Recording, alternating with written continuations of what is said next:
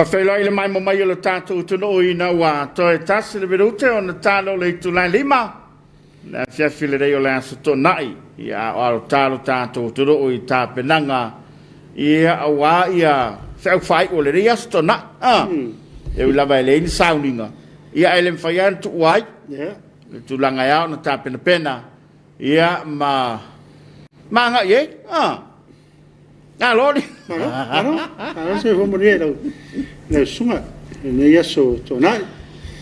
Io adesso le wa amataina ia a vao le tato malo are na nei lawa nei fa tangana so le swime nede ele taia. Ia. O tu la voda no ele maro su tato tu ia wala tu tapena. Oia tolo ia ini so fita ngalo lo falia. Ia ai peita iano le lava samanino ile. Saunanga pan bian po. Me se for sanga le fionga le telefono. Ia o pe oni mena tato moli mawina le lockdown mo. Le la wa ta ua ile nei taimi. Ia tato te whanga solo ai. O le talala tamai le o ia ile mtanga luenga soifo maloloina fasu mantupu. Fasu on, afalani. Fali mare. Fai leu. La toia wa watu tonu wa mautino wa positive. Ia maolo o tape na fon tanga luenga ino fanga tu iai. Yeah. E ni so fa sala ngolo ngolo penga te failang. Ia wa le longa se mau foi ngumela o ku ilung. Tato lava fai me fa longa tanga luenga. Ia e mai se le vanga le New York ma le malo. Ia mai le tala sao. Ia ona nei foi vai tau. Ia ono fono fale si wale se me ayo neias. Ia fai se tala fatu. Ilunga lo penga te failangi. Ia ona avele matulanga fa pole nai lo finangalo.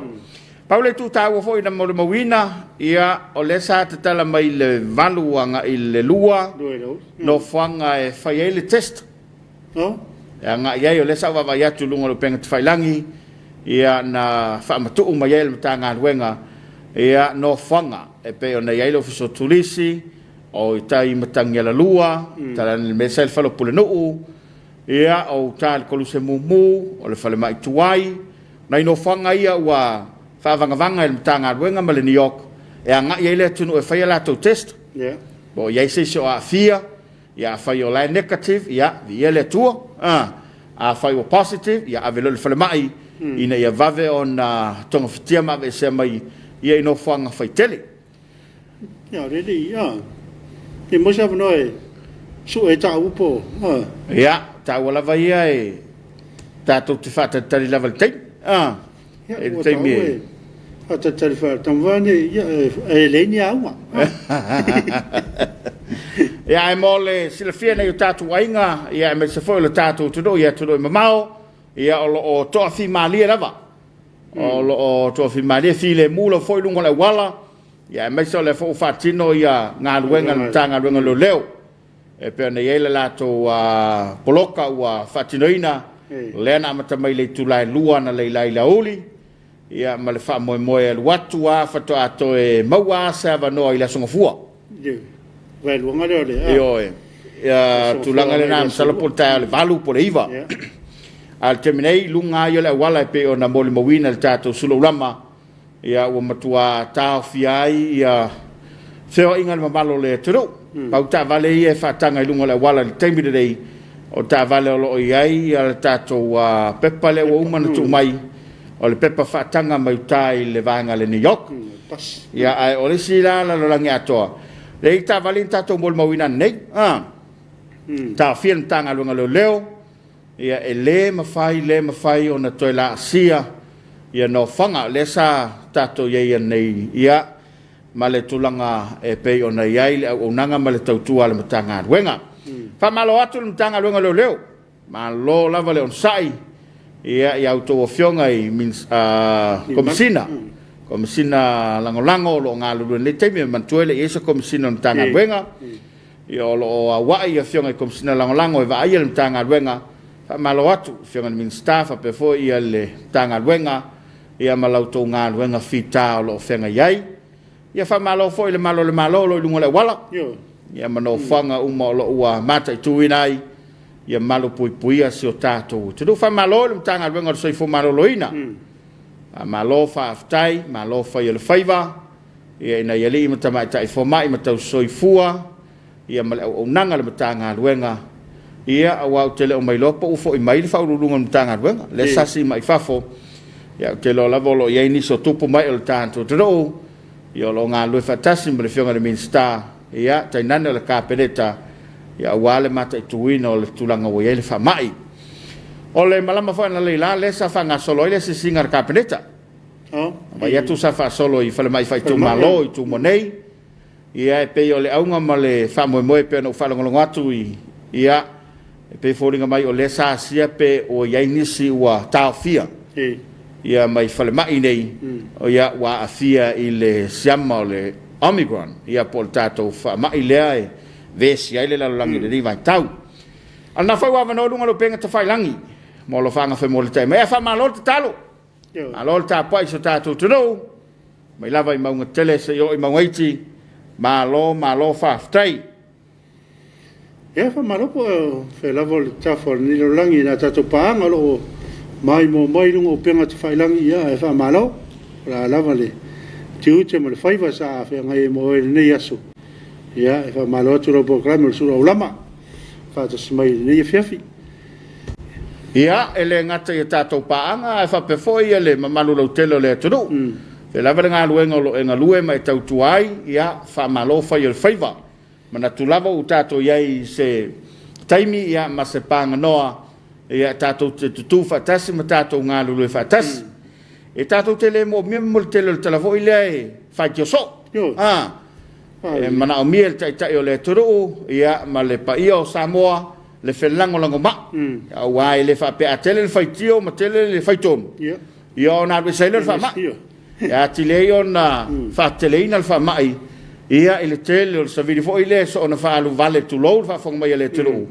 ia ai ole taimi tātou te ngālo lue whatasai le foi wa moli mawina ia ua mata o na whatino le au nanga le matanga luenga ia ma olo umatua tutu ai lau foi matanga luenga leo lato ton foi e vave foi anu toi talaina tātou ia tātou ngālo lue whatas e alele i sa le malo le o tuina mai e wina vai foi le temina o mai foi anei e pero lo ha foi ni tanga tola sa varia tu ngula wal ia le na avatu le fautuanga ia a o taro le tu rai lo ia o mo vote tembe no fo le fale le tanga te na i wa le ro nei pe na fa ngai nei so nei an sa ia wa le mo mi o fa tau ma o te lunga le ngai me le o ia ma tu la va o le sa ngata tu i fa le ulo i le va ne i whainga whatau me prena o nei man pampensini a pe o nanga ia le wa le toe tala ia o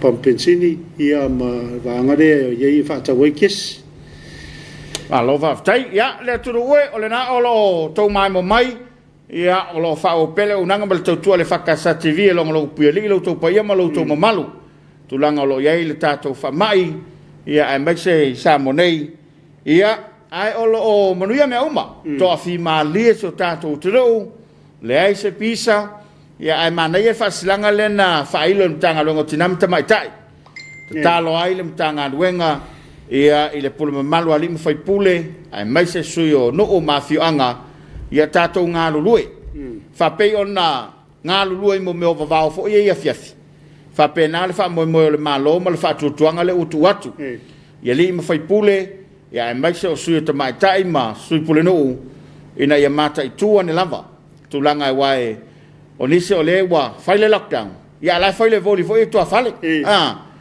o so se no fanga lava no fa por ai ia nise o le tunu ele mo mi le taimi le rei ma o ia le fautuanga le malo ina ia fa ta ape ia ma ia mautinoa e no fo le tanga tai lona lava maota ma le lawa na ia malu pui pui sa mo ma le nei fa mai ia le tala ma ripotia ma le motele sala fai e le sam salomia le ke se tasi wa sawat i sala fai ia a o fai pe e sai linga pe moni la le tulanga ai o mautanga singa sei tu sivi ia o nga lu ai le mtanga luenga ina ia mautinoa ia e malu pui pui fo le motele sala fai la to tu saleia vavao matapo lo fai tu monei mal motele tiu te foi le malo ino fanga o malava ia mai se tu malo te tasi ne mautinoa e le ai se mawhai o na whāluai.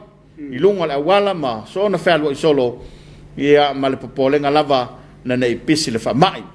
A le warunga le penga ta whailange lo whaanga le malo le tātou te rau e la tau a mafuta mai le tātou kalaba le Suluaulama le Afiafi a fwoi na whailo wale rofi le fia tai nana le mai mo mai e Samoa la tau a mai mo ina le tautua le EFKS TV ia o tātou ia le lockdown ia lena amata mai le pō na pō whawhela ia tuai ma whamalo atu na ia tātou paanga ia o i la tau a momoli mai o loto lo whaanga i le tautua le nei a le EFKS TV ia tu mai runga tātou lo whaanga e pe ona iai ia nei a tātou paanga mai e tudoi mau lea lava o mai moa ma whaafonga mai ia ma le whamoimoe maa walunga ina ia mau atu ni tala le lei ia ma se tala whaafiafia loto wa foilo lato mafuta mai ma le tāpo i mai e tunu ma mau a vele sa nele ia le naolo o mafuta mai fa pe foi ainga ai na lo lava mo le unanga familia le tua ia pa kopa ma lo lava tau tua i lo sunga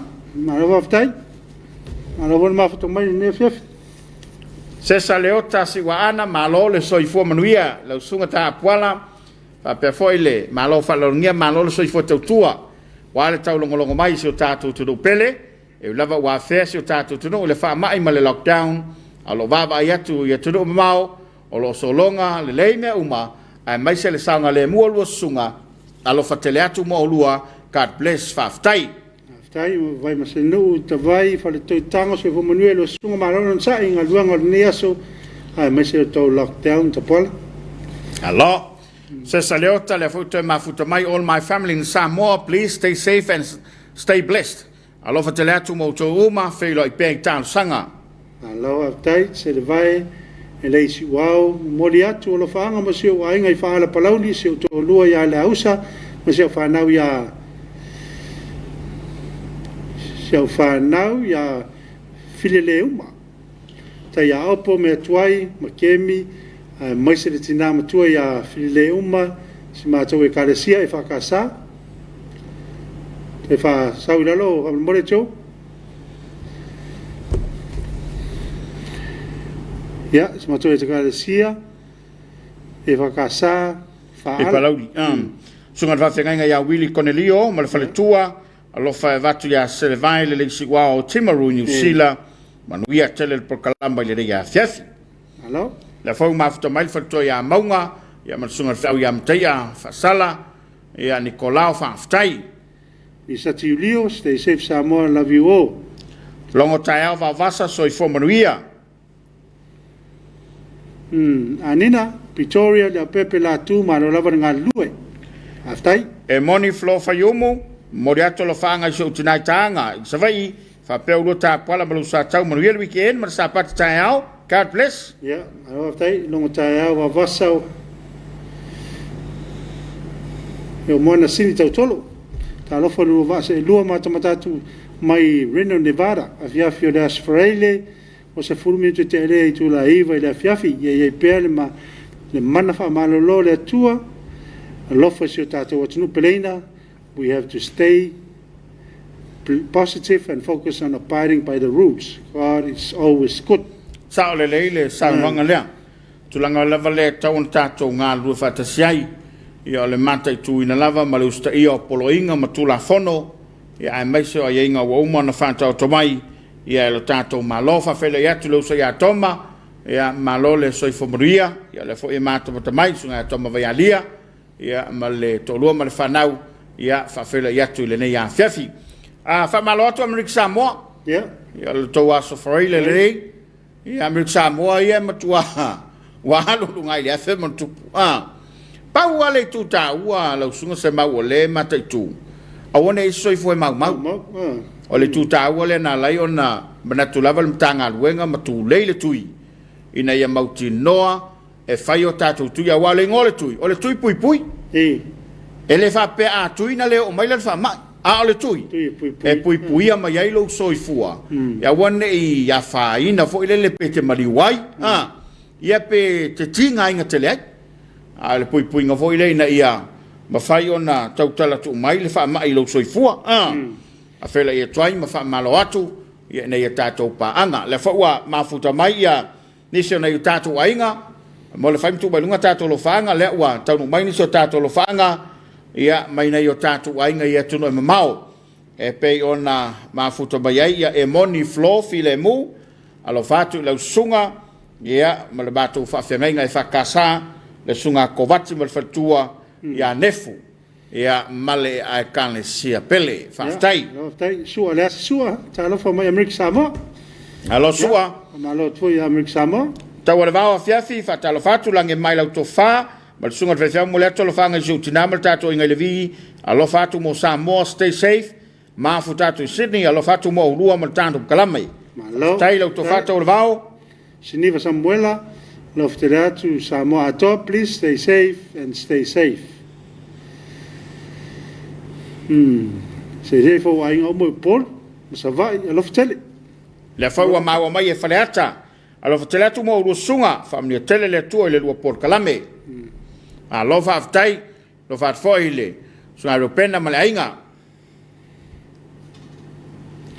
le fa ma futa mai la salo ropati ma lo so foi lo sunga mo le to lo fanga mo lainga I fangalitai pe vo so ma to no pelo fangali ma ya la salo ropati timaru Silver Fern Company. Alo mafuta mai. So te ria fa vai mafuta tu pango. Familia le tu inga luenga o fenga yai. Aftai so te ria. Cornito mai le so I familia lo sa se lo fanga mo na ainga, mana to ta sanga mai klestete. Ma o mai foi sene anau le tato por kalami. Lai mafuta mai melepone. Yeah. Alo sene, alo Samuel Smith.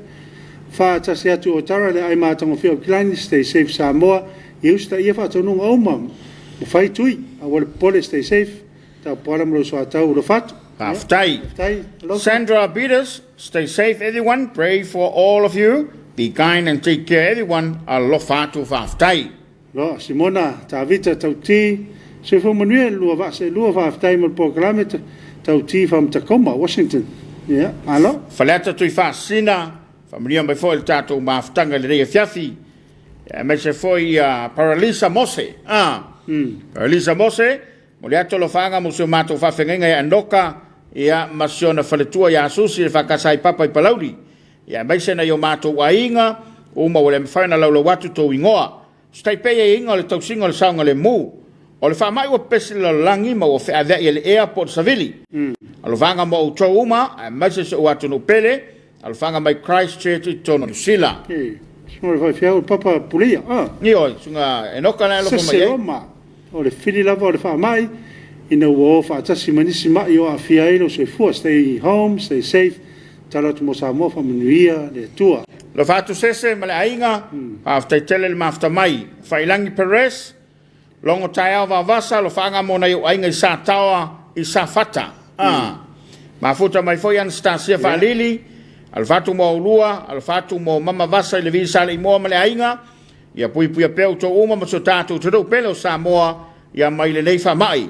Ia moria ulua le toi foi atu ainga, always stay safe, please, from Auckland, New Zealand. Aro aftai.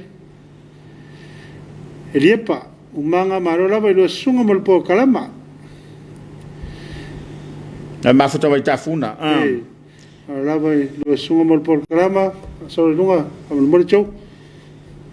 Na karama alofa se mato ai o mai tafuna nuli mai se ai ngai lo menga tuai se fa na pe senga fa pe na foi na ai ngai sava stay safe and God bless after lepa alofa aftai na ia tato pa ngai lunga lo penga te fai langi ya ole mafta mai ya fa pe foi fa leta tu fa sina ya ma ro pena male ainga lo fa foi tira matua so tina yanga lo filofi ya male ainga toi ve sala nai mai mo mai le tato por kalame ia ile nei fo ia Afiafi ole tuale ole tato te tau le o yai ma ona I tato tangata matua ia ona ia ni se le fai o lanto tui ona le matua soifua ia fa pe foi nei tato fana witi la to ele I mafai ona fai le tui ia e pe o ilato ia o lea e manatu e ande ia le puipuinga ia ai o le tangata lava ia o tauna tui ai le se tui e fai ia ele ai ase manacho se si ai awa o lava o mafaina ele tui le lava o mana vatu le finangalo le malo ma le tanga ruenga ia alo lava finangalo e faila wa ia tau ia le faila ia tau tui a faila ia tau tui a fio e fa mai ia o le ia tau na tui o le malpui pui ai oi ia tulanga le na e pe o le mai mobile tanto te do salos taimi ona e mai mole inisio ata na poe mai i lungo le wala ai mai so no fanga te tasi sa ia il tanto Suluaulama ia au le i taunu mai le tanto ofisa au le atali watu ia mona ia tanto fa fianga vai ai foi le tanto kalaba ia ma fa mo boto foi mai ia fa au pe ona tolo lau to swafa ia au to mai mo ina le tanto kalaba Suluaulama le tau tua le nei ale EFKS TV si mai le mai mo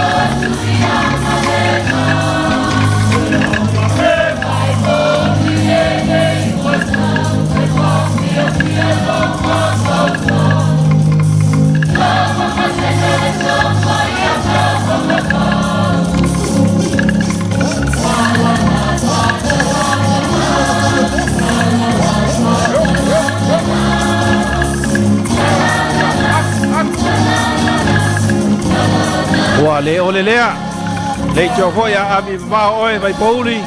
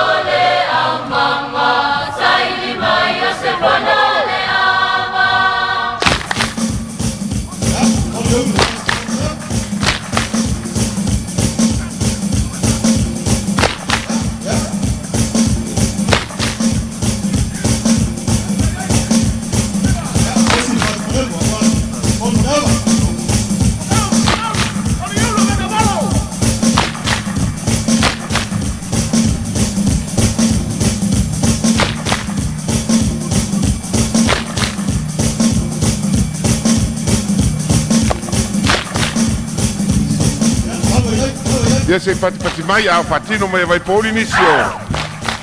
Tau tua fale angano. Inga sengo tau mafa esesi. Alo fatino mai ala ilatu sasa.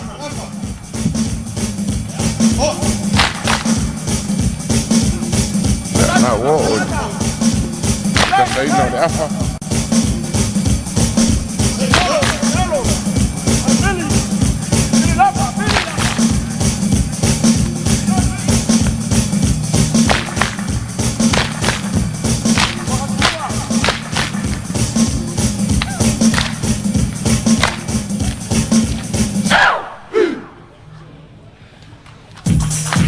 Ia se pati mai, o aro pea ia, tama mteine tuapa mai vai poli.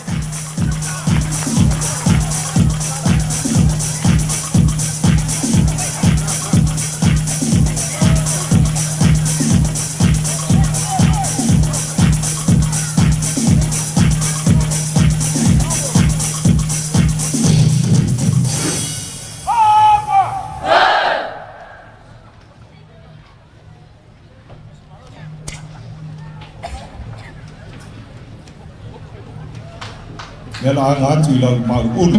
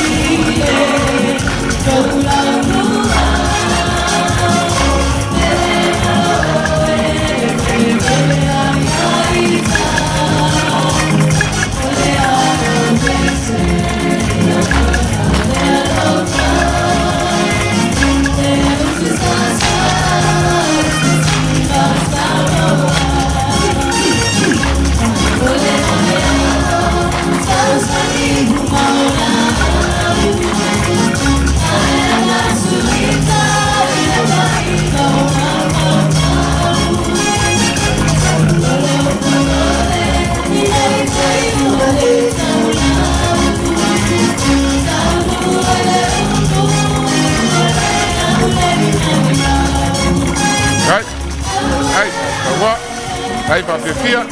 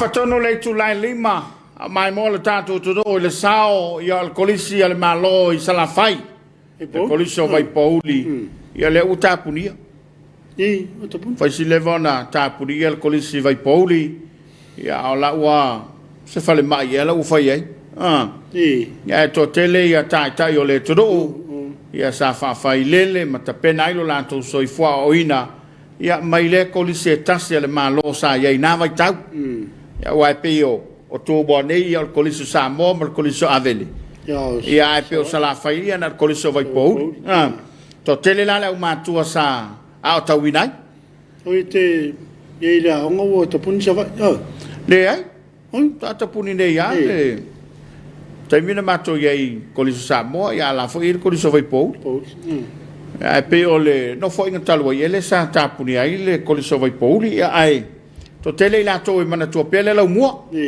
to le no fanga ia sa fa fai lele ai le soifua oina lunga lo penga ta fai langi ile mafta mai lo malo tato tro e nei tato paanga ia wa to mai foi la to lo fanga fe moli tai mai ia wale mai monga Samoa ia mai se le tato ia le vao ma le lockdown ia a olo ia pe lo fanga fe moli tai mai ia wana ia inga Samoa nei ia fa pe foi Samoa nei mo fafo peta savelio soifo marie lo saselua o li ato lo fanga so mato inga sa tau sa vai fa mole lava fa aftai stay safe aftai peta fa le tau tunua fa tas lo fanga mo li ato ina yo inga pele Samoa ato sa vai sa pale sa le aula sa le longa sa ngone ia mo motu fo ia tu mau ai le whangaloina na yo matua mana yo usu Amerika Samoa, New Zealand, Australia, alo whanga mai Seattle, Washington. God bless you all. Family, stay safe. Alo, tautunu. Alo, whaftai. Ia, Perlisa Mose, whaftai do sunga mo porkala matango fie, o mawhaia na moliatu ala whaanga, ia mona yo matu ainga. Mo ana sini tautolo. Wainga na musue whaile tui, sa oele isi comedian. My bad. Fetuao tala lelei, so ifo mriel lo por kalame, don't be worried, ile Omicron, o na winganga, yang alpaya tu lava material ese. Alo fatu, ole happy lava. Mana yel fa marsi awa. After wow. No. Tofo me Omicron. Naito shustat, talo fai, ma lole on site, pala malo so man real weekend stay home. Alo aftai. Aftai naito. Yo kapeta vai ngafa fa talfatu lo sunga malolo on sai malolo fa malosi fa time por kala mata go fie mo le ato lo fanga so ta mapele ina lo to fanga ma so mato ainga atoa manu ya tele la sapati atayao alo fa foi lo sunga fa aftai lava to fa soifua o seta naidu ngai beautiful mai le fatu la polan bumu Sandra Peters, wow, thank you for the entertainment. Fa fetai lava. Sangata na onga I Victoria. Fai langi press. Lo fanga muriatu si matu ainga vai nganga na yo matua from Petesa. Ia, Amerika Samoa. Ia, fa malo atu, malo lava mone tato paanga le ua, tau no mai o lato o lo faanga. Ia ai ole, tato ye le lockdown. E pe ole alu lava lo mafau le falinga le na mo tanga lo ngotirama tabaita.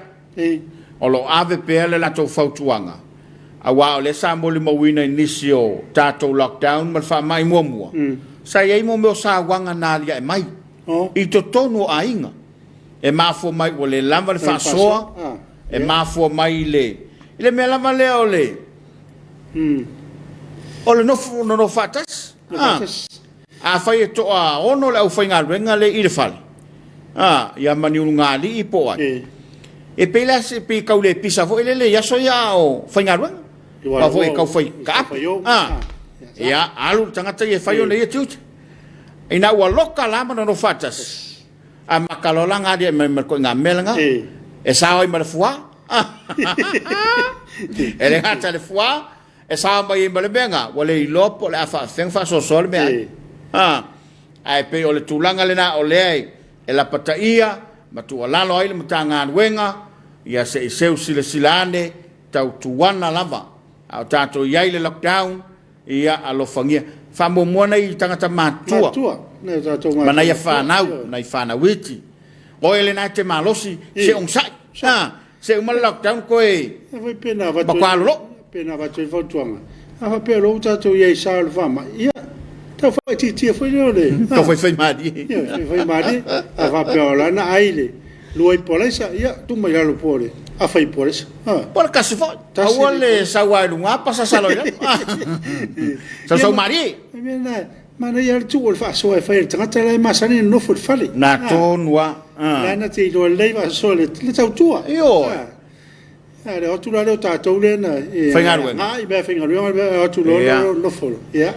wa le me tupu ia e mainga ruenga ia matua tino le leila o finga ruenga ia matua ngao i el tangata le kuka ai pe tulanga le la ia o lo se vai ngale inicio vai ngai lungo le tatu wa wala i le tauranga fa pe foi no fanga o le ia ile tutel le malo ia la mai mo ele tatu tudo ia mo to sila fiai ia no fanga o le wa matua malu puipuia ile tautua le mtanga wenga ia pe la ona sila mai lata le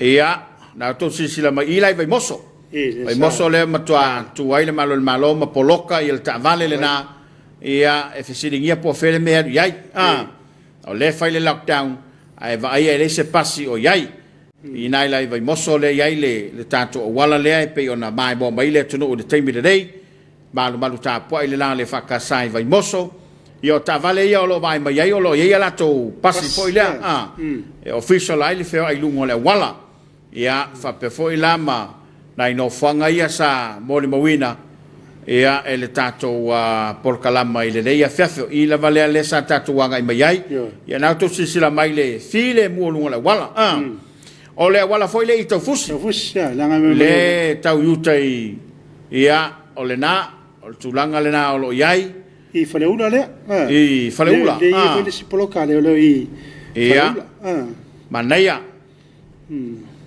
o le vai atuna ia ile ngā luenga fita le malo ia o lo whatinoi nei lungo le wala mata i tui na lava ia le feo inga le malo su tātou turu o vai mea lea ia o lo o tau mawhai lava e mana ia e tā fole le lunga tātou wata se i mai mobile tātou ia o le tuitele le malo i le manga whale vai moso na o lo o ngā lulu ei ia matau tuai le mta ngā luenga le malo i lai le McDonald le ia le wala lea ia o se vainga le na i le tulanga e pei ona ia le tunu batua le ia masesio toi ferwa i vale foi le ngola wala pangana lava le malo ni sultato tu na e sa vali ia io no tau foi vale fa malo sino wala so sa fa lo po fa pe ato le kuka se o ia sa vali ko ke ngo fo mai o maku le koko alaisa e man tol tala lo to volele wa uma foi ma paka yo ko sa fa mai ya aso ate lo ko nga me ai ko nga lockdown fa pe o me fa penga yo ko pai o ko laisa aso ako vai ko ko es tato ulo vane le fa mai ulo fa nga ia na le kasi al pa nga laisa yo kasi ko malu ma ko fa como le vai ia Tukongi le kong markoko e kifa e wa a wa le ya se si me ai power me ya tele falawa foi le se wol fe fonga falawa e ko falawa fo le causa fer kum fa malo atul pan mi marka pedeta malo le nga lulue la wo fionga sa fa pito ya malenga campeneta malo le nga lulue malo le tautua ma tauina lava tautele o fantafa o lo fatino lava lo to unanga ma le tautua ina ia ngā lulu e whaatasi ia mamatanga luenga le malo. Alo fo le Tapua'iga lao malo le malo ma le silfono su tofia. Ia whape fo le Tapua'iga le whamsinonga ia tainane o le whamfitalai ma sui ma malo le fono. A malo fo le Tapua'iga le kalesia. A malo le Tapua'iga le kalesia ia mai lava le laulau le fontele. Fionga le te fono ia sui te ta fai lau tusi ia ma le tautupe ia ma le laulau a fono. Ia lau fono o tamare kalesia ia e fa malo atu o ne foi laso lo ta pena foi lau finga luenga ia wale anga ia tu o ta o le ni ta tu sauni te lo lava o te ina fa nga lunga lo penga tfai lang ia la fa malo mai lava ia e te vai atu mai ta mai lava longo ia o no fai lava le ole ta langa le ainga ia mana ia le la fai fa volto ina ile ma wai la marco nga ko nga hoile ele kai ka fese lo wala la e ka fa pelo makua sa uni fes ka ko lo ala fa pe mai sa le kala le foile ole ole kapi Alo ka pinga i fafu. Le la wo ngele fiafi. Fakulor kai malanga le linga nga pikom kai malanga. Soli. Sa un fe skakolo. Ngofo ya. Ngai la fa kani wo kai meloko. Ala ngofo. Fakul koin. Soli. La kuai. Fa shalo mai. Ba dia lau sunga. Ka penga e ia. O le leanga ma va maleri. Makwa mawai ko. Ke yal leanga fa fose. Ke yal leanga fa maleri. Al melale mo wala so taya. Ai manaya. Ai lungo el telefoni, le Facebook, te lo fo tatu walata, ye tatu Tapua'iga i lungo el tatu walata, ia e tapena mai ai lo finangalo. Fanga i fo tatu nganga le so taya. Ya le fo tuanga ia mo tatu tama. Ia o lo tiutele. Io. O le tai no le. O le ainga. Ainga i sa ninga wai pe no. E no tal no mo atu. E tolu api le. Mo tamale ainga se tamale le. O le fai fa mo o le pasta. Ia o lona lua, ia o le provider. Ia mai ia tau sia le lelo ai. Ia mai o le pui. Protector. Ia fai mo lo tofina o le fai fiau. Fai o mfa taitainga. Na tonua. O lo tai au filo matua sui. Foi le wo te au o le atu mau banga. Ala sa. Ia ngai fai lo le lo matua ai. Au wangi e koe pisa. O koe pisa. E kere koe ai fo. O le a fai anga me ka baiki.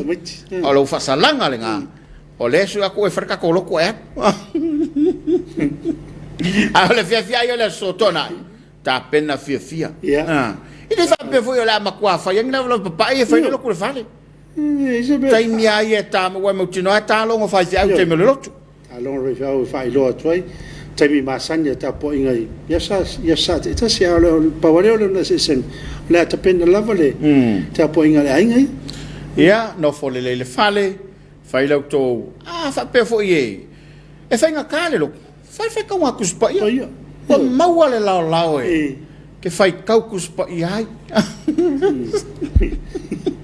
ba ia so a ko e fai wai a le ua maua le lao e ia fai tausina tuspa ia tausina upu mai le fionga le tua ia e lima taitai nai le ainga ia au tato ia i le whama ia whapera e whaingatana e whaia se lotu to e whaale tonu malo o ranga nei te olo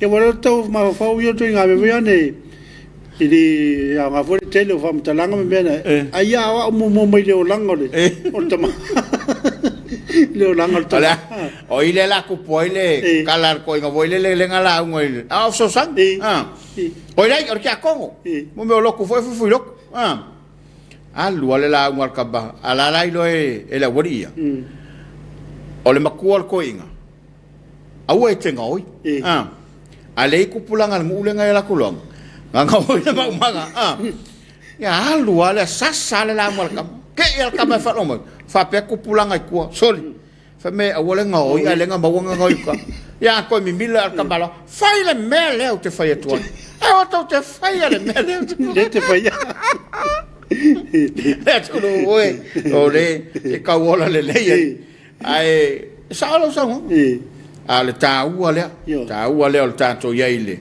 taimi le nei o lockdown ma popolo ainga ia la lava ko nga fai ka nga kuse fai pe fai kau ko nga fai kau foi le nga le si foi ali e le la son coffee coffee va fo se ia fai fiau e kango fai kau le kuse wai makua ese ia la nga sa ia kilo le kama ko fai fiau fai kau mai ia tu se mareko lo mtau po to o le mga onga la fai fiau kase kau se fut se ikuri ale ria ia mawai ia me ngofo me fiau ia fai kau fa wa fai kau ole soi pa fai kau makole soi ia o felangi ma rekolo no tau potot ia o la tato fai tau ia saunga tato fai tau me fai po se fulu se fanga tel tas e fa no kula fai fiau ora pe ama kamai e fa kulo i kamai seli o ngai se sere mea mai le foi po momua e fa ngata foi po se fu ala ko li piki marka la le kas matal tato foi tal foi po se fu se fa ngata le tas e fa kulo mal kanami o ngai se ai lai fa lo kule di e sa o se ia ko fa melo tato ma recolo no tau petor tau po la tato fa tau mo fa po se fulo tau tasi ia la tato fa tau sol muri me fa pena lo ngalo penga te fai langi e ne tato paanga le umafta mai na yo tato wainga ia tuno mao ia fa bevoi sa mo nei le wa tu mai lungo la to lo fanga ia wale mai mo mai le tato o tro o fo lo fa tuai ya Yosefo le atawa lo fatu mo lo sunga mal por kalame God bless Vale atu tu fa sina repena fa mo le se moriato ta lo fanga se o mato fa pule a ana fa le sunga ya citric sista tama mai sa te pola lo fatu fo is o ainga ya wala sa vai se o mato tina matua ya ana vili li fa lo fatu fo le sunga fa fenga ya ai fa se sidiai mo lo fanga mo lo sota pola male ainga family tele le tua ka bless tai lo le nese matoka ia tele lu nga wenga tau ave sunga mo le lo fanga mo nei ainga uma la visala ilua ia to fa fine matai to luam fanau ai mesel tina ya siri mal fanau alo fanga va tuni au setalia malo aftai mo fa muina fa saulalo mo fa muina fa tal fatu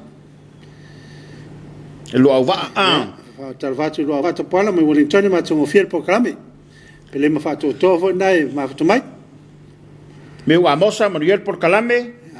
Sandra Peters, my territory tofusi. Longo tava vasa. Ma futa mai foi vai sola fato esse. Ma lo sai foi do sunga le tautoino so tato tro, bana tua pe o total sanga Manuel Afiafi mai dadiden o taco. Ma lo mo asang fa malo atu lo sa se lua. So lunga jo ulmot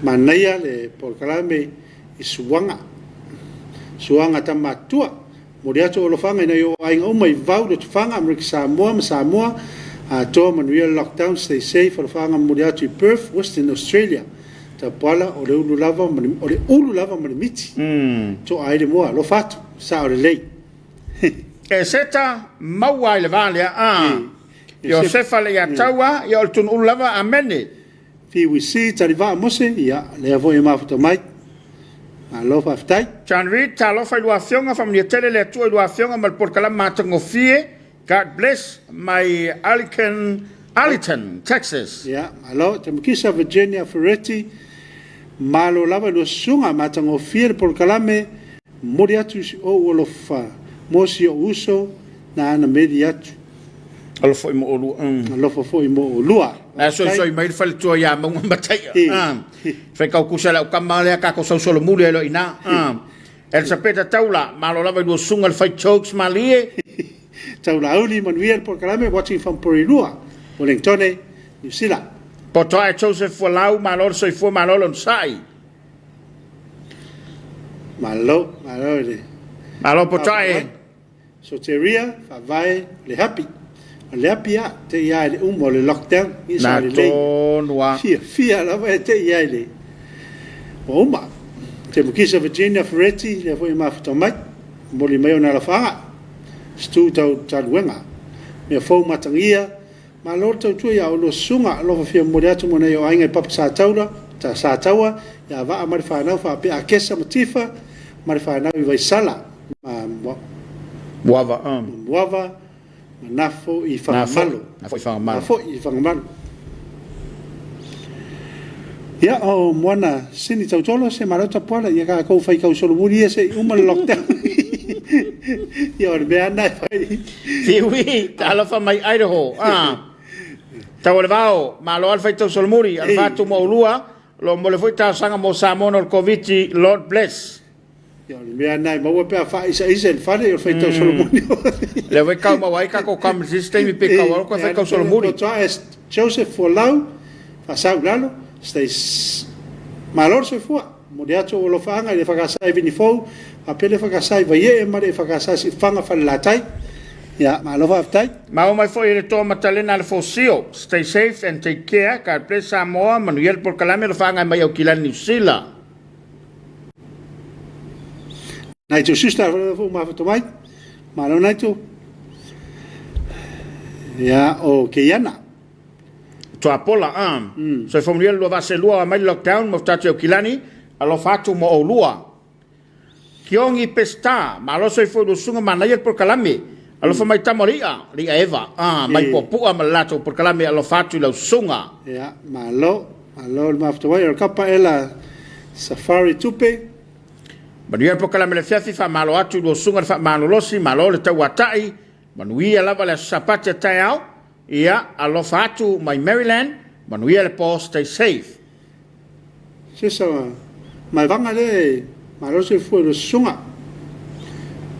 eta vota po fa alu foi lunga va manuia por kalame moliato lo faanga ia inga uma fa pelo faanga mo sunga fa fenga ia le taulau pesaleli male fale tua alo faanga ia sesa mai vanga Wellington New Zealand ya o pota e Joseph Walau malo se fo fa mole moliato lo faanga i fa la lupo ya filinga Eliana Pernike Sela ia ba lo fa tai fatu mapsia le fo mafuta mai ainga fa fani fale ulu mafuta mai Nelson manuia le lua tautua le nei Afiafi el sapeta taula familiatu la soifoltina ya mele tala pusi o mangiangi o na nafi sa toile valus fuluono tau sanga aftai le li le fa malolonga lo soifoltina al fanga mo oe maso tatu ai ngai mangiangi mai LA California fa aftai lo sunga mo por kala mata go fie stay safe Samoa malo peni finau ta lo falava lo fatu mai Wellington ia mana tona ia tatu lo fanga ia le wa tau mai o lesi vaenga per kala vo e fai mo mosi mariu o lesi vaenga lo ko mau ia o lesi vaenga tatu lo fanga o le mai mo mai pa mai el tatu Tapua'iga Afiafi a leu tapena mai ia le sao tupulanga ia fa pe foi ia vingo le tua e tapena i lo tatu lo toi fale le nganga ia o le mai tatu tofi le tulai on o tatu Tapua'iga ne Afiafi ia leu tapena le sunga le o so sani ia i tu mari EFKS song tatu Tapua'iga Afiafi nai le tulai ono au smai le mai mo el sao tupulanga ma vingo le tua ia a mai el tatu Tapua'iga Afiafi toi foi mai le tatu kalama se tatu tal no le titi ia matatu weva por kalama Suluaulama le tautua ale EFKS TV o simai le mai mo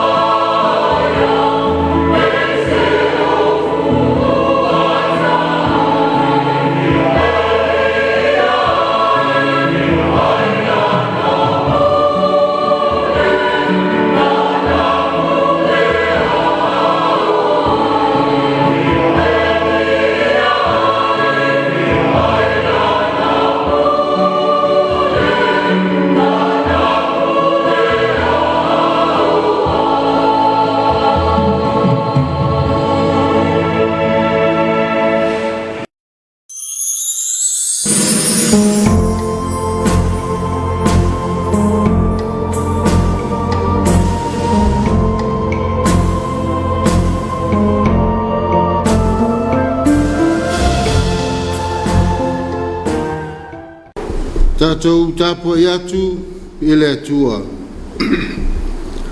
O maya ia tatou alalanga Afiafi ile li'i.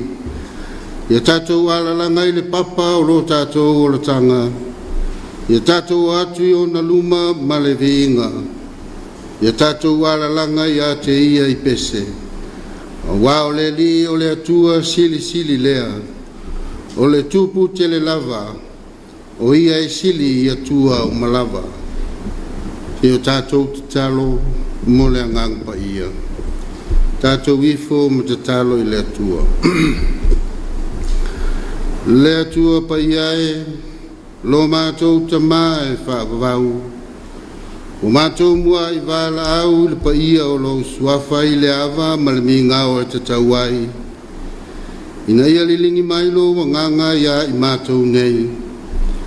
Ina ia mawhai e o na mātou whaia le nei sauninga. I le anganga ma le whamaoni lava. Mo se vi inga o lo lava suafa ma malu. Il suafa pa ia Yesu Keriso lo mātou wali ma lo mātou whaola o mātou te talo atua i nei. Amene. O le whaitawina o Afionga pa ia lo tātou wali. O le tusi filflia mo i tātou le ne Afiafi. O mawalea mai le whiangai ngatuai. Tupu e lua lo na mtau po e lima. Whaitawina le whaiupu mua e whapau mai le whaiupu e sefulma le wha. Tupu e lua lo na tau po e lima. Whaitawina le whaiupu mua e whapau mai le whaiupu e sefulma le wha. Whafonga mai e whionga pa ia le atua. O te whaitawina. O nā manu o le li e pule i au o le tupu o Suria. O le tangata o ngā ia i lona alii, ma le tā ua lava. Wā o ia no o mai ai le manuia mai le alii i Suria. O ia foi o le toa malosi, a o le pela ia. No atu au a Suria na latou au mai foi mai le nuo Israelu tasi teine i titi o le taua. Ua fai ma au na le awa na manu. Whai atu ia i lona matai ta maitai. Se anoa, ana iai lo wali le perfeta o i Samaria. Po ua whaate aina e ia lona le pela. Na alu atu ai lea o le tasi, ua tala atu i lona alii, ua whape atu. Sa whapea ma whapea upo le tene mai le nuu o Israelu. Ona whai mai ai leo le tupu o Suria. Sauia, ina e alu, o te avatu se tusi i le tupo Israelu. Na alu ai le o ia, wa ave ia ta aleni a rio se fulu, ma se keli auro e ono a ngafe, a toa ma ofu e se fulu. Wa avatu e ia le tusi i le tupo Israelu, ua whapea le tusi. A o atu le na tusi ia te oe te sila fiai o au ina atu ia te oe o lau au auna, o nā manu, ina ia e whaatea ia te ia lona le pela. Ua whaitau e le tupo Israelu le tusi, ona sa eile e ia o na ofu, ua whapeane, wau e o le atua e whasioti ma whaola, wa wina ma iai e le nā tangata ia te au e whaatea se tangata i lona le pela. Nā mana tunatu ia, ma ia outou i loa, o sa ili e ia se mea e whaalani ai se taua i a te au. Au alangona e ili saia le tangata o le atua o sa e le tupo Israelu o na ofu.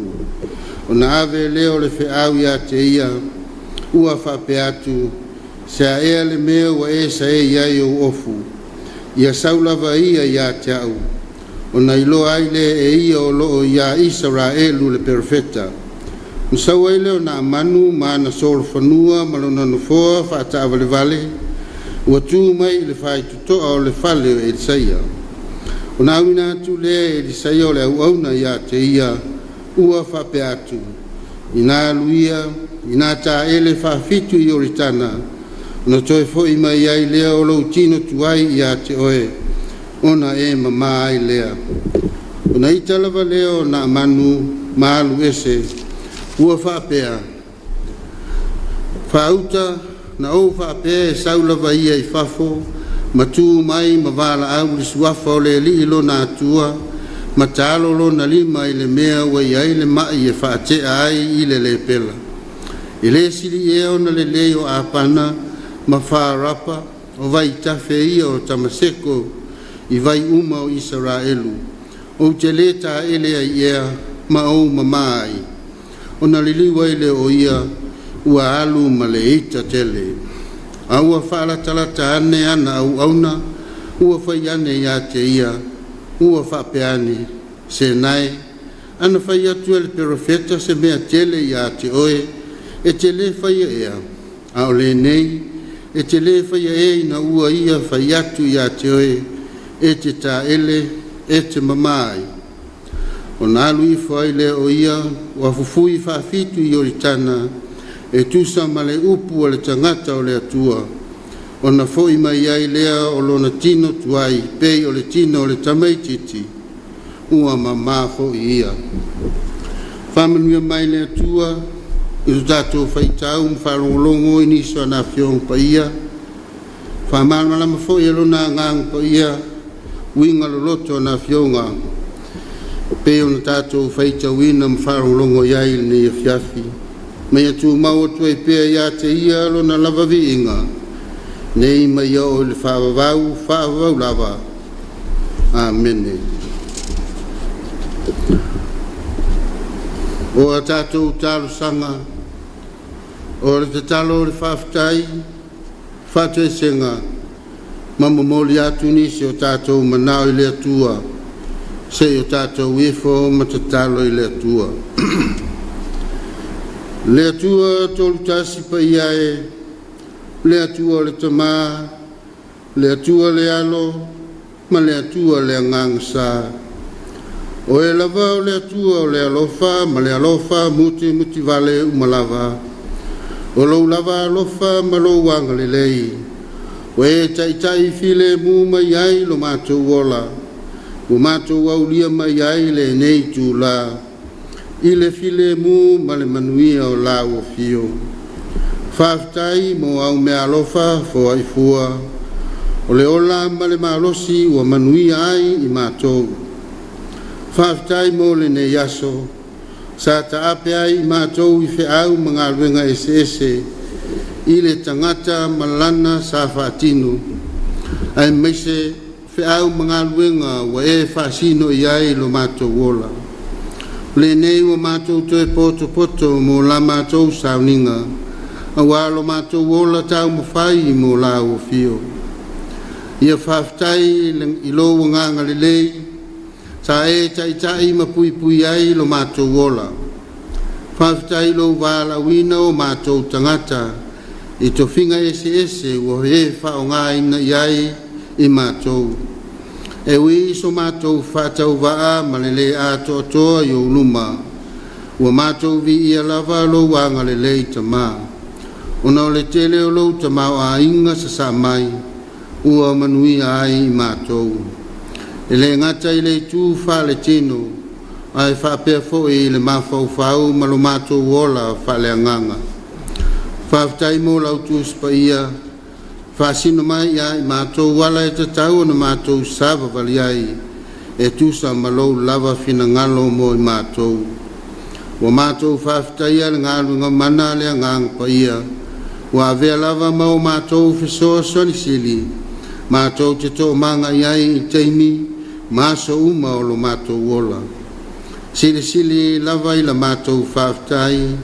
Le whaolatanga na whaia la ua fio e ala I a Yesu Keriso. I lona maliu ma lona toe tū. Ua whaola I nai mātou le whanau. Pea whai mātou te talia o ia. E ala I le salamo. Ma le whātua whamaoni. Ia tū maupea I la ua fio le viinga. Le mamalu. Ma le pule au malava e o I le whaavavau. Le tamā mi o tō nue. Ua mātou whātu e se atu. O wao I mātou lava o tangata ngasala I o luma. Ia e alofa tamā ma whama ngalo I mātou. Le mātou le whamaoni. I to whinga ma whaiva ua e wala wina I ai lo mātou wola. E o fo I to tonu lau I ka le sia. Ua whātumtumu lima lo mātou wola ngā lulue, ma ua vai lo mātou wola mōli mau, mo Yesu malana tala le lei. Whamangalo I le moni o lo mātou alofa, whaasoa atu inisi o mātou uso a tangata. E pe ona e alofa mai pea mo I mātou. Whamangalo I o mātou winga whamawalulunga, ma le whaasausili, lo mātou manatu whapito, ma le vaai maulalo I isi o mātou uso a tangata. Whamangalo I mātou tamao na o le tele, o taimi o lo mātou wola, o mātou whaangalo ai la ua fio, ai whamuamua o mātou loto.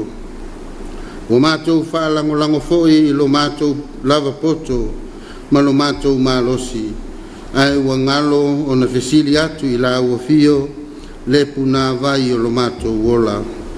Le ali lo mātou watua, e tele mano noa I mea o mātou wangasala ai I uluma, o mea o mātou whaia, e o lava I mawhauwhau ngalilo o mātou loto. Ua lea I lava se mea e tonu ai I mātou I o luma.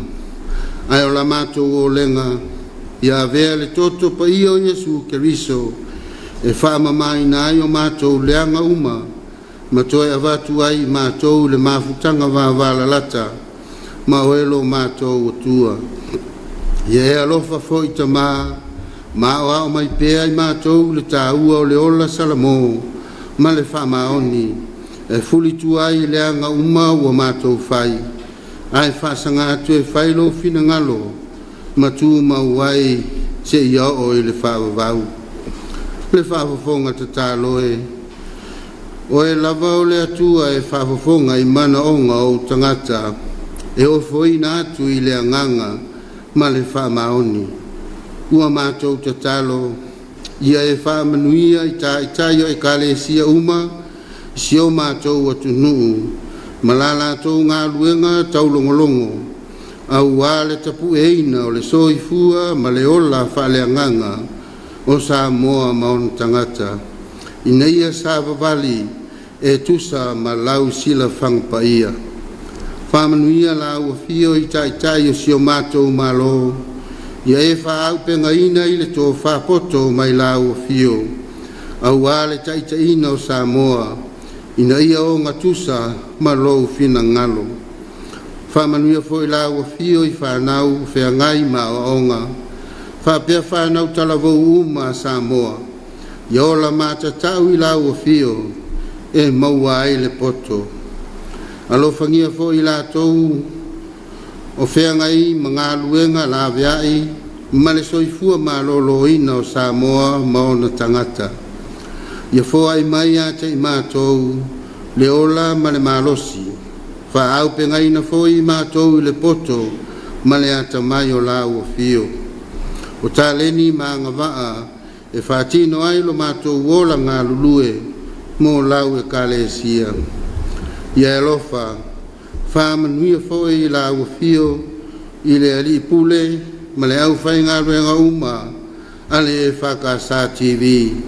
Maua pēr lo lātou malosi, a wāre whenga iai ma tiute tā ua, o le taulongolongo ina, ma le moli ina atu o whi au, e winga I lo malo, I tawhai fia o le nei atunuu.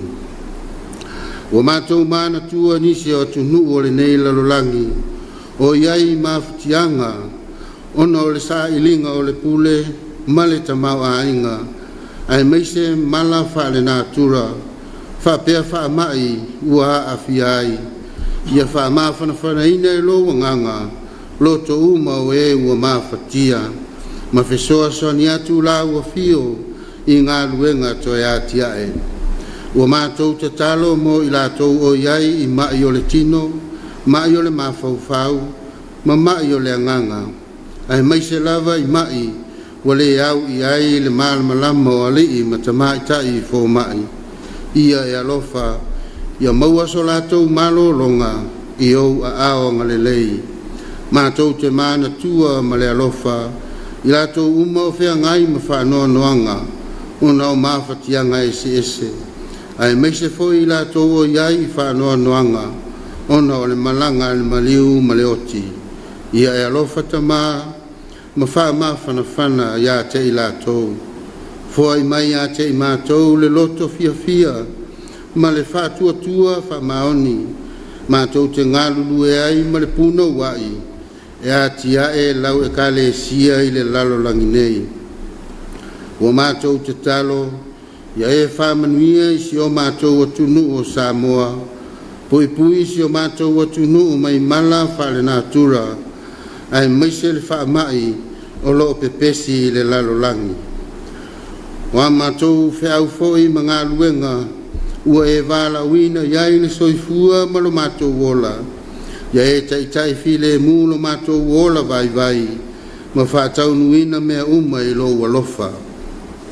Se teimi o iluma, a mātou mā whau iau a whiong pa ia, la unga la ua whio e ala i lau au auna whātau waa, ta tala foi la mātou whālongo, ina ia mātou langona ina lo feta lai mai mo i mātou. Onisi eo a mātou te talo, tu ina atu whātasi ma te talo i le loto le tangata lava ia, o mātou wofo ina atu ia whaia pēr lava lou fina ngalo, ai aua lava ne i whaia o mātou loto. I le suafa pa ia o Yesu Keriso o mātou wole ma te talo atu ai nei. Amene. O le launga i le suafa mamalu o le atu o le tamā, le alo male angang pa ia. Amene. Ua maua le matua o le launga mai le tusi sa whaitawina. Tupu e lua lo le mata upu e lima. Aolono whai upu e se fulu ma le wha. Ua filifilia e whai mamatua. O te toe whaitawina. O nā lui whai le o ia. Ua fufui whaafitu i ori tana e tusa ma le upu a le tangata o le atua. O na fo ima iai leo lo na tino tuai. Pe o le tino le tamaititi. Ua mamā fo ia. O le manatu o tu o le launga i le nei Afiafi.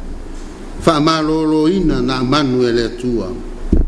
Whaamālolo ina na manu e le atua. Tasi le nei na tura o le atua. O loo whaalia e le tuspa ia. O le atua whaamālolo. O le atua e mālolo ai le tangata atoa. E le ngata o le tino. Mā fau. Ai whaapea foi i le anganga. E ano ai whaamālolonga ese o lo whaamauina e le tuspa ia. Peitai e tasi lava le mea e tutusa umai. O lo whaalia ai le malosi o le mana o le atua. Na te suia ai le tangata mai e a vea ma tangata māloloina. O na manu o le tangata mai. E ui o se toa malosi sa fina finau ma tauiri mo lona tunu. Ai le mawhai lava o na ave se ai lona tu langa mai. Sa maua o ia i le mai le pela. E le tau mate o moonga o na manu. I na maua ia se vai fofo e wha mamai na ai lona mai. O le mea moni ua iso fo i fo mai o suria. Ma o le ala fo i lea na ona whaalongo lava o na manu. I le tala le teine i titi Israelu, o lo fai ma au na lana va, tūla i loa e le i toe whaatali. O le ata o le tangata ua lewa o na fia malo lo, na talia le lei fo i le tupu, ma tā pena mea uma, mo le malanga atua na manu i Israelu, e sa ili tonga fiti ai. O le mea moni, na naunau fo i le tupu o Suria, ia malolo na manu a wao se tangata o ngā tele ia te ia whaapea le malo. E tele manu anua ia o onga e mawhai on tātou maua i le nei tala. Ai wau filifilia na o nisi a o onga e au mai ai se fe au tā ua mo i tātou i le nei Afiafi. Mua o ala o le atua e le iloa e le tangata. Na manatu lava suria o lo latou ave whaatangata o tauaina o nisi tangata Israelu o le pine whaamau lea o lo latou manu malo ai o se to ilalo popo lea o Israelu. Au lea o tātou vaai au wala le atua ua whaonga ina e le atua le teine i titi Israelu lea na ave whaatangata o tauaina e whaali atu ai lona paia ma lona mamalu inu ese mai loa ai e nuu o loo ifo i atua mamate e lea i lava se isi atua e tutusa ma le atua o Israelu. O le whamalolo ina lao na manu o le whailonga o le atua pule au o lana pule le ngata i lau whanua o Israelu ai o atu lava isi atu nuu ma malo uma o le lalolangi o ala o le atua e le tai o na malama iai le tangata e whaau ngā fōi e le atua mea e tutupu e sanga whaali ai pea le malosi o lona mana wha pea lona silisili ese ua avele iai o le teine titi Israelu i Suria ua o atu ai le mana wha malolo le atua mo na manu lua o le talitonu ma le loto siusitai o na manu ua tātou i loa o na manu o le tangata o nu ese e ese foi o na atua ma ona talitonunga peitai na ona whaalongo lava i le mana o loo i le atua o Israelu e ala i le profeta o Elisaia e le itoe whaatali loa ai alu ma le loto talitonu e manui ai lona mai ua whaalia foi le usitai o na manu e ui na sa tau le fia ai na whaatino lava lona loto usitai le atua ina ua tofu whaafitu i le yoritana o le whamalolo ina lao na manu ua o mai ai foi a te i tātou a whai e tu maupea lo tātou loto talitonu mausi usitai le finangalo le atua e le tau mate le manuia o tātou sa ilinga o loo whai nei o le manatu muli o le whamalolonga ale atua e ofo fua ina mai pea whai tātou te talia i le loto talitonu ma le whatuatua o le tala ia na manu o tātou iloa ai e mawhai le mana silisili ese o le atua o na whamalolo so se tasi po se Israelu po se tangata onu ese e maua lava le lavea ina pea whai e talitonu ma whatuatua ua tātou iloa le nei tala e le totongia le mana whaola o le alii e ofo fua ina mai na fiu na amanu e avatua na auro maana a rio e le talia lava e Elisaia awana iloa le lei lava e le profeta o le alofa tu noa o le atua e anga le lei ai iso se tangata e le totongia le paiae o le tātou atunu pele Samoa o se wha manatu lea mo tātou mai le tuspaia mo le nei Afiafi ua toe wha manatu mai ai e le wha malolo ina o na manu le ata o le wha o la tanga le atua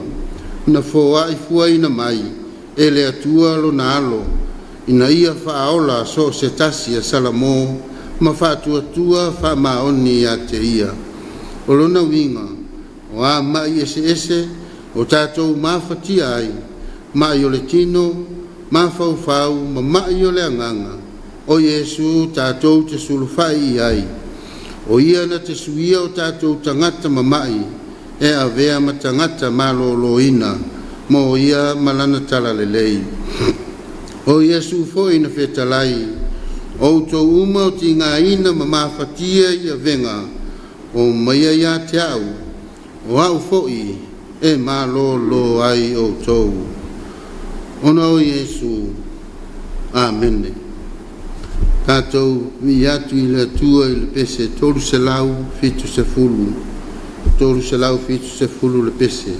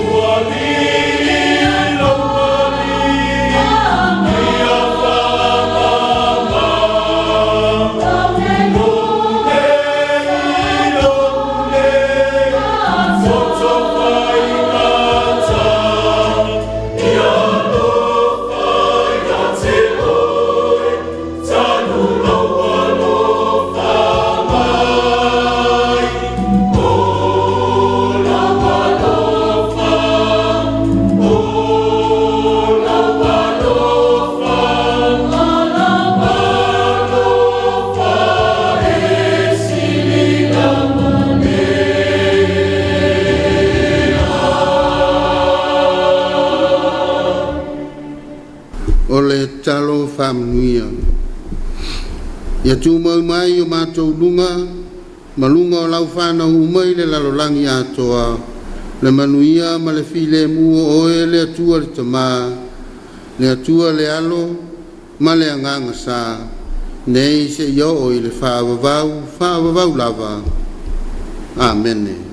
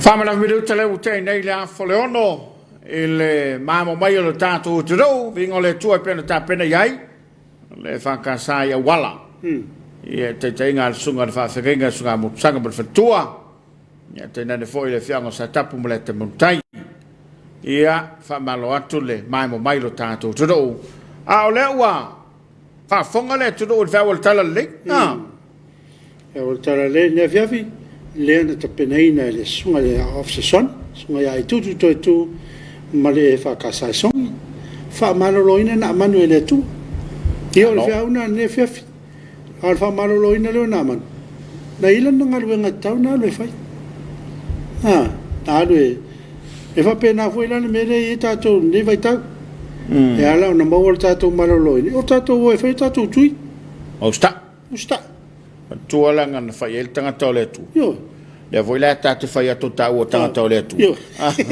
fai le koi ia ma poi a ta to mai le fewa yo a le ustaila ia ole tau nunga ole afia le fa wa lunga le penga ta fai langi ia lo fa anga le malo ta to ro fa malo to ia ila to wa ma mai ta ka ba Suluaulama ia se fa le ino la to lo fa ia ona nga ia toile tan kala badisio por kala mfanga solo lungo tanto walata Albanians is Roma have fun and be safe for vatu na yo matua to fta foi sava yo is Roma simolo from wana I au mai Wellington potoa e Joseph Walau ma lo so fu ma lo foi don sai solo lungo tio va mori ma lo foi don sai lo vatu company uma Frankie I matau tuta o Frankie Mo ya malo po trai ma fta mai le fa li foi le ma fta mai e ne Afiafi mo fa mlianga se Roma ta por ma a fo to ine foi le tunu e te no foi fale ma fa india o fa Marstino one tu o le mai e pule lo tino fa nga yo lo tino ma te atu fa mai ta por lo fa tu si ta tu ainga mo ta tu nu I vai sala from Seattle ya Faftai Roma ya ma futu mo foi ki ongi pesta o le to lo fanga mo se mato no po se vai ya pesta le puna mo se mato ainga lo fanga ma ya la vao na oia mo te lo mo le ainga ina inu fo ma nei tele il programa lo sunga aftai a mene mai nei tu susta ia mo yo kapeta vai ngafa foi le a mene me foi una le vita aftai mo fola maluk tawa le tua o mela da wona mana ia te fa manato fa malonga na manuel tuno le tua malo le usunga te tai mo sauningo le fiafi manuia saunia tu mo sapati na tai ura le malo ma futo mai lile sent ne voi ma futo mai ta io se fatu e pa u se le fu mai e tai se laude for follow ne yasu manuia le I la usunga te tai o sauninga malo ta pena lo fatu mo lua te pola ma fa ngai fa tai le sen na lavai mai mo mai fa pe foi a Fritz telesia fatu auto car place monia telefia nga wenga ole ne ya fiafi disi na le tato paanga wa tau bai o la to lo fa nga lungo lo tato peng tfailangi mai mo mai lo tato o todo ile tau tua fa wa le fa casa TV ila na por kalabo le Suluaulama ole mai mo ini so fa linga wa tau mai tono lo tato fisa ya wale ro sila fia lo Tapua'iga ma lo tau mamalu usi mai le mai mo fasalonga mentanga lo ngotina to ba ta ia tina e no a mafio anga manga feso tai fasalonga taua a fai wanga ngae le tai fo fa mdianga le to soifu e fa EFKS Samoa e lo to soifu monia fa pe foi so matu ola au ona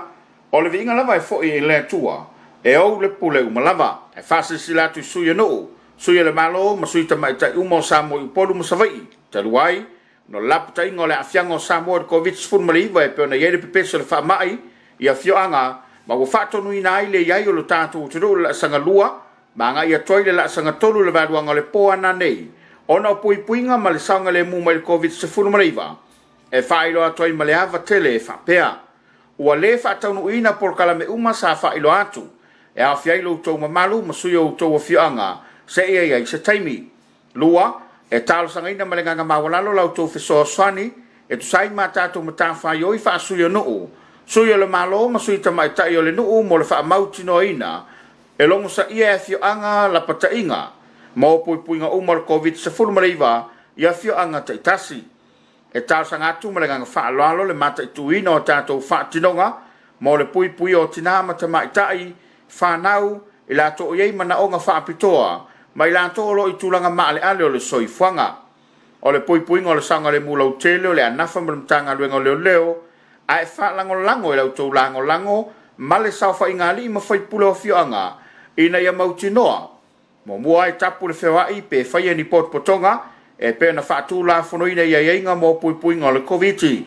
Sanga le mu a inga manofo whealo whani tangata o le fioanga au tātou iei sasa o le COVID se fulumariva. Tapu le whaia ni whono tanga noo. Whono tanga au lotu ma whaala potpotonga ese to tono noo. Tapu le whaatinoino ni ta alonga ese o poto ai tangata. E tuala lo tupea ina ia toa pea le tai, ma mau pea le toa vai, a o fesoa ina i le tātou sai matangi o whaingata, ma whaafi tāu leo leola. Tau nei ele file mua le atua i o pa Samoa, mo lo wama tele Dr. Mema Motusanga o le polisili. Whasila silanga ma le matanga ruenga o whaamasinonga, ma le whaafueina o tūlanga tau whaamasinonga. Whasilanga whalawai tele, mo le whaamamaluina o le poloa inga o whaalavelave whaafosei, a ia inga i le la sanga tolu, e whaasila silatu i le mamalo le atunu e whapea, mua. E tāpunia le whale whaamasino ma ofisa le whamtanga luenga, o whaamasinonga matulanga tau whaamasinonga i mulino umatua sivi, e pei o le apolo inga. Lua, o matau pu uma sa whaatulanga mo le aso ngafua, lua se fultasio mati ma le aso lua se fululua mati lua fe lua, ua toe whaatulanga i aso nei. A, matau po le whaamasinonga sili mo tolo launga, whapea matau po mo iloilonga, ua tolo po e wala au le aso ngafua, lua su valo mati lua o lua. Mo matau po tau soli ngā tūla fono, e wala au le sefulu i le tai au, mo matau po tau e talafu ma wha le malo, o le tūla lua i le oli. Pi, matau po le whaamasinonga sili mo le lawina o whai unga, ua toi whaatulanga mo le tolo lawina, i le aso ngafua lua sefulu valo mati lua o lua, i le tau le sefulu. Si, matau po mo le whaamasinonga whai tū malo, ua tolo po i le lisi o tolo launga i le aso lua sefulu i vau mati lua o lua i le sefulu le tai au. Tolu, mo matau po whaana tinati e mo miai se fsoso ni vave, e peo matau po e Afiafi le soifua sao loto ma le soifua sao ngale mu. Ia whaafso tai mai le telefoni numela, fitu lima lua o lua tasi, whaia ma le whaalolo lava, mori ei simi va ai, restala le whaamasinonga, Officer Silio Pulenga. The public noticed from the Ministry of Justice and Courts Administration. In light of the current state of emergency order, level 3 lockdown, the public is hereby advised. First, the courts and office of the Ministry of Justice and Courts Administration at Mulino and Tuasivi will be closed as per SOE. Second, all court matters scheduled for next week, Monday and Tuesday, 21st and 22nd March 2022 are rescheduled as follows. A. Supreme Court mentions and hearings are rescheduled for mention on Monday 28th March 2022 with criminal matters 10 a.m. and civil matters 2 p.m. P. Supreme Court sentencing are rescheduled for mention on Monday 28th March 2022 at 10 a.m. C. All district court matters are rescheduled to Tuesday 29th March 2022 at 10 a.m. for mention. Third, for essential applications requiring urgent relief to do with liberty and personal welfare and safety, please contact phone number 75275-2021. Respectfully, Moriei Simi Va'ai, CEO, Registered of the Court. Notice from the Minister of Natural Resources and Environment. Advertisement. Request for tender.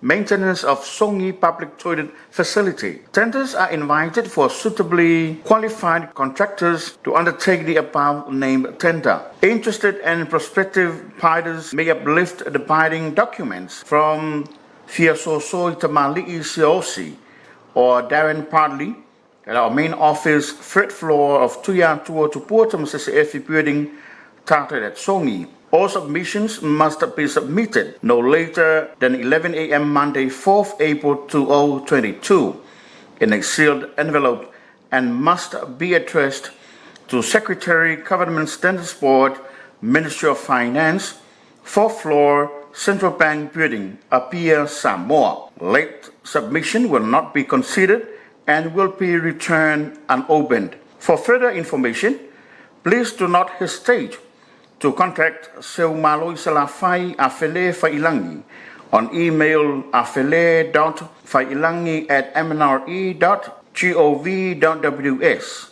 or on telephone 685-67200. Faftai, Chief Executive Officer. Fasalonga mentanga lungo tinama tabai tai ya tina e no a mafio anga manga feso tai fasalonga taua. A fai wanga ngae le tai fo fa mdianga le to soifu e fa ve Samoa. E lo to soifu monia fa pe foi so matu ola au ona. O le vinga lava e fo e le tua. E o le pule uma lava. E fasi sila tu suya no. Suya le malo ma sui tamai tai umo Samoa i polu musavai. Taluai no lap tai ngole afiango Samoa COVID furmali va e pe na yele pepeso le fa mai. Ia fioanga ma wo fato nui nai le yai o lo tatu tiro la sanga lua ma nga ia toile la sanga tolu le vaduanga le poa na nei ona pui puinga ma le sanga le mu mai COVID se furu maliva e failo atoi ma le ava tele e fapea ua le fato nui na por kala me uma sa failo atu e a fiailo tau mamalu ma suyo tau fioanga se ia se taimi lua e talo sanga ina ma le nganga mawalalo lau tau fiso swani e tu sai ma tatu matafa yoi fa suyo nuu Suya le malo ma sui tamai tai o le nuu mo le wha mauti no ina e longo sa ia e fio anga la patainga ma o pui puinga umar COVID se furu mariva ia fio anga tai tasi e tau sa ngatu ma le nganga wha aloalo le mata i tuina o tātou wha tinonga ma le pui pui o tinama tamai tai whanau i la to o iei mana o nga wha apitoa ma i la to lo i tūlanga maale ale o le soifuanga o le pui puinga o le sanga le mulau tele o le anafa ma le mtanga luenga leo leo ai fa lango e lau tau lango male sau fa ingali ma fai pula o fioanga ina ia mauti noa mo mua e tapu le whewai pe fai ni pot potonga e pe na whatu la fono ina ia inga mo pui pui ngā le COVID sanga le mu a inga ma nofo whealo fani tangata le fioanga au tato ia sa le COVID se fulu mariva tapu le fai o ni fono tanga noo fono tanga au lotu ma wha la pot potonga ese to tono noo tapu le fatino ino ni ta alonga ese o poto ai tangata e tu ala lo tupea ina ia to apea le tai ma mau pea le to vai a ofeso ina il tanto sai matangi o faingata ma fa fita u le ola tau nei ele file mo le tua yo pa Samoa mo lo wa tele Dr. Mema Motusanga o le polisili fasila silanga ma le matanga ruenga o fa masinonga ma le fa foi no tulanga tau fa masinonga fasilanga fala wei tele mo le fa mamaluino le polo ingo fa lavelave fa fosei ai inga le la sanga tolu e fa sila tu le mamalo le tu no fa pea momua e tapunia le fa masino mo official le mtanga luenga o fa masinonga matulanga tau fa masinonga i mulino o matu sivi e pe o le polo inga lua o matau pu uma sa fa tulanga mo le asonga fua lua se fultaso mati ma le aso lua se fululua mati lua fe lua ua toe whaatūlanga i aso nei. A, mataupu le whamsinonga sili mo tolo longa. Whapea mataupu mo i loilonga, ua tolo poe vala au le asonga fua. Lua su valo mati lua o lua. Mo mataupu tau soni ngā tūla fono, e vala au le sefulu i le tai ao. Mo mataupu tau ai talafu ma wha le malo. O le tūlai lua i le oli. Pi, mataupu le whamsinonga sili mo le lawino whai unga, ua toe whaatulanga mo le tolo lawina, i le asonga fua lua se fulu valua mati lua o lua, i le tau le se fulu. Si, ma taupu mo le whamsinonga whai tū malo, ua tolo po i le lisi o tolo launga i le aso lua se fulu i vau mati lua o lua i le se fulu le tai au. Tolu, mo ma taupu whaana tinati, e mo miai se fsoso ni vame, e peo ma taupu e Afiafi le soifua sao loto, ma le soifua sao ngale mu. Ia whaafso tai mai le telefoni numela, fitu lima lua o lua tasi, whaia ma le whaalolo lava, Moriei simi va'ai, restala le Faamisionare, Officer Silio Pulenga. The public noticed from the Ministry of Justice and Courts Administration. In light of the current state of emergency order, level 3 lockdown, the public is hereby advised. First, the courts and office of the Ministry of Justice and Courts Administration at Mulino'o and Tuasivi will be closed as per SOE. Second, all court matters scheduled for next week, Monday and Tuesday, 21st and 22nd March 2022, are rescheduled as follows. A. Supreme Court mentions and hearings are rescheduled for mention on Monday, 28th March 22, with criminal matters 10 a.m. and civil matters 2 p.m. P. Supreme Court sentencing are rescheduled for mention on Monday, 28th March 2022 at 10 a.m. C. All district court matters are rescheduled to Tuesday, 29th March 2022 at 10 a.m. for mention. Third, for essential applications requiring urgent relief to do with liberty and personal welfare and safety, please contact phone number 75275-2021. Respectfully, Moriei Simi Va'ai, CEO, Registered of the Court. Tawanisio fasalonga le ufafonga il tatu turulo sunga se mau. Masala foi ya e peilao le tulanga le ina ia le official Faamisionare. Le wato fetu na ia soe tolo lo winai ma fonga inai ia mata upu. Ia wala wala no sila fia le malo lo tatu turo. E ne tatu lo fanga i lo penga te fai langi. Au le tau ngai le tatu kala le Afiafi. Fa mole to se to mai lunga na lo fanga. Ya wale Tapua'iga le turo ma le mai mo mai Samoa. Au tātou iai le porkalama le Suluaulama i le nei a Afiafi o whalawhatuai ia mo whaawo ma tango whil porkalama e te pala ia ma le sunga le whaafekaiga ma lo le tautua alo whatu God bless Wharangangi pai ari ma lo e lo sunga ma lo tautua le TV EFKS whamanuia le atua le sapatai au rofu tele atu aftai alo whaaftai aftai pai ari ula lei ta vita tuinga mala ta lo fa lo sunga fa fengainga ko seta ta pala ia no tulang o Samoa le tula foi na lava ta to le tua tu mau pele man na ia le mali o ta kalaba alo fatele mo lua manui a tele sapati fa tai ula lei ta vita tuinga mala meu au kei ta lo fa lo va se lua mo programa tango fia lo fa tu mo lua lo fa tu ma tu tina ma tu ya vasa ma ta tu ai ngauma fangia le tua ma tia se o tātou atu pele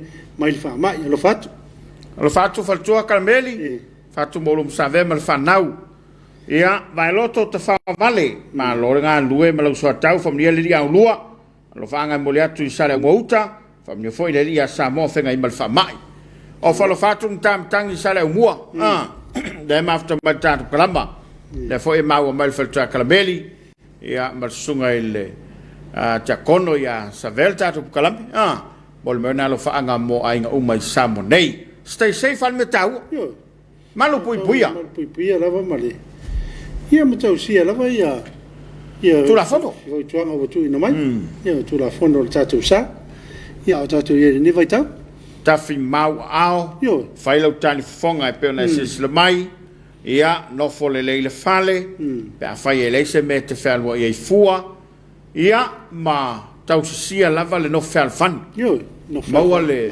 loto mau dalu pe no foto mai o tasine vai tau e le pe na mai fa salonga le tanga lo tinam tamai ta ia o tasine vai tau e tau sa ai na ia e ta tu tinam tamai ta i tono ai ia no le la por fa so le e sa wa nga foi mga koi awa wa foi lalia e pe fa tu la talali sema le la wo nei le lockdown le sema o mang ai va ai le fai ngokala me la ngo fai ko ya ke o wa va ai la ye o le la wo lo ka mai le ku le se kupe Awale lo ko fele me ke usu ye kai.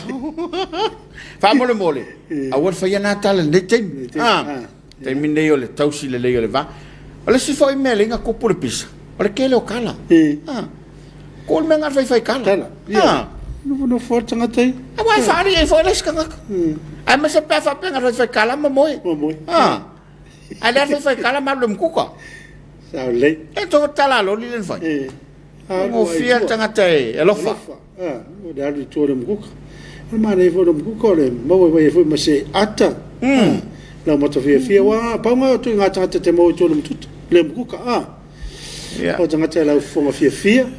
Fai me fia. Pa vo na tanga te fa no tala tala no to tas. A vo la kala ngol I off. Kala ngol ulo. E wa iskem ki fa mo mai. Que foi ao coxo e ela fa pe oi ele ela tala no ai tu ele aso ai lo capolongo kale ko vai ao co e fa malo atu no sai ma malo lo tele so tato tro tau tuana na ia tato fa linga ia wa fa fonga iai ele ngatum tanga wenga o le fa msnonga fa pe fo tanga wenga tinama tamai tai tato felango lo ma share share a fai o nai lava lau fa soa vai si ainga nei talani fa ti ele fa ainga nei tato no vo e tua mai nga lava ia o pui ainga a on il telefatai ma no fanga e le o mai le malu lo telo le tunu fa soa ni te pisi se fa mai lo wa aveli me ainga a lo vai a kwala ma o mau ia causa sole ai pe ave ia la fo ia kwa i fo le mo kai ala sila mai vai si ai ya o te fa pena ma wole lo to lofa ma wole on sai ma wole fa per pale ia ma ia to mau ile lofa mau le lofa lockdown na ia fa ia ile lofa me e va vena uma fa ma fa ma i pe ai fa me fia ia dai fo na fa me fia ia ono lo lofa isi o tua ai po tangata nai te ia e wo lokalo wo lofa ia loka o le loka ina i tato fa ma i maloka tua malo lofa malo fai mele ia ne tato to lo fanga ia o le wa anga bai fo ile si o tato po kala bai le Afiafi ia mai mo mai lo tato to do ile tato Suluaulama e vo fa boy tato to fe la ile asonga fu tai au le sauringa ia a le la ia ia lo faanga ia mai fa popo sista sa o le ma lo lava por kalambe ia tau tuana ma oi ia le saunga le bo ia fa pe fo ele tau siolva ai nei fana witi ai nei tangata man tua ia na ia mautino tato te felango la komba mana tua le tanga luengo so fo maloloina mana tua le tanga luengo leo mana tua le malo Samoa le tatalo tato no tatalo matalo sia tuato tato ta ilu mo le tua le ye le poto mo le tamai fai ai tonu ia ma ia si o mia ilanto ina ia malutia lo lanto soifua a moa au e fiangai mal fa mai mal poi ngalo tato tro ai fo ina leo nei lunga le wala tato tua malanga masan na sinai puti ai mobolia ne yai talia laval na te fafta illa to nanga bale tua o le fai mo si o tato tro ia o le wa se mai le tau lunga le tato laba tato fila ila songa fua la songa fua le tar fa matal tato po ka Suluaulama ia se au dia lava po a fai ke kele fa mai po nga ia o le kako ke fai va ko ia nga po malori fa mas mas malo e mo le nga fa tele lang o tato po krami tanga ro business ala mo le po ia pe vol company SOS ia mo ia foi le nga eto si o tato o no ele aso sa patia ta ia mo ia foi le lockdown Dei langa le io le ia tu tato fai nga na foi le ma se le ka le sia matou catholic ia fatasi le mo to ia ma nu te le ina le Afiafi to fa soi foa